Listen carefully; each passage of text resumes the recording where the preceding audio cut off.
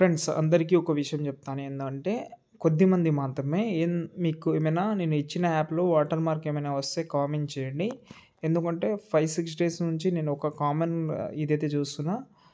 మీరిచ్చిన దాంట్లోనే water mark వస్తుందని ఒకసారి కామెంట్ చేయండి. వీలుంటే దాని సొల్యూషన్ చెప్తాను. ఓకే. ఇప్పుడైతే డెమో చూద్దాం. మళ్ళీ వస్తాను నేను నా పొజిషన్‌లోకి. పుస్తకానికి దుమ్ము పడినంత మాత్రాన దాంట్లో ఉన్న కథ మారదు.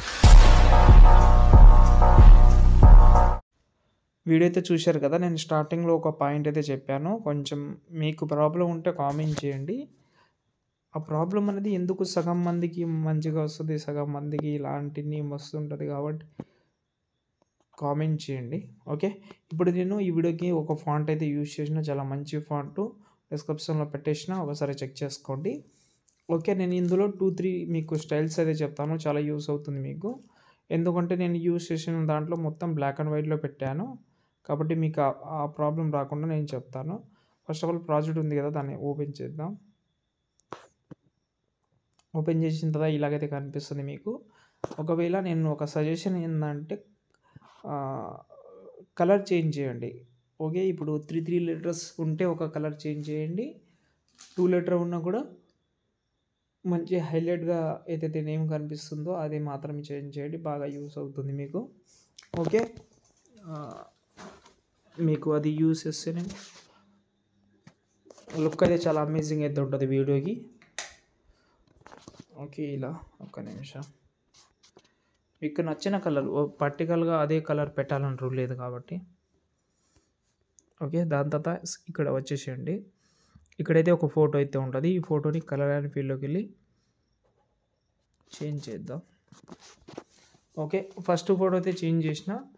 మిగతా ఫొటోస్ అయితే యాడ్ చేసేయండి మీరు. మీ యొక్క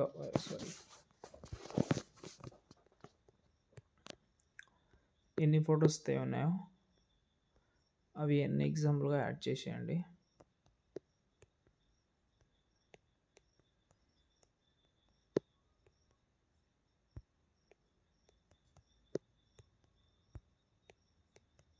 ఓకే. ఇప్పుడు మీరు యాడ్ చేసిన ఫోటో ఎఫెక్ట్ ఉంది కదా! దాన్ని కాపీ చేసుకోండి. అన్నీ సెలెక్ట్ చేసి పేస్ట్ స్టైల్ పక్కన యారో క్లిక్ చేసి కలర్ ఆప్షన్ ఆఫ్ చేసి పేస్ట్ చేయండి.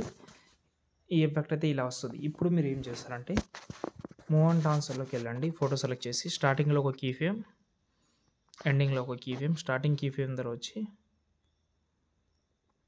ఓకే. దీనితో ఈ సైడ్ పెట్టుకోండి. ఇలా పెట్టిన తర్వాత కర్వ్ యాడ్ చేసుకోండి.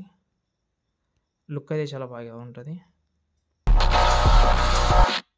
కొంచెం ఫాస్ట్‌గా చేసుకోండి. కీ ఫ్రేమ్ దగ్గర పెట్టుకోండి ఇలా.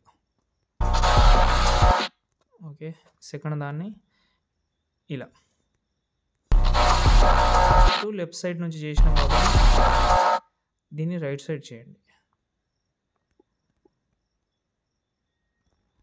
ఇలా.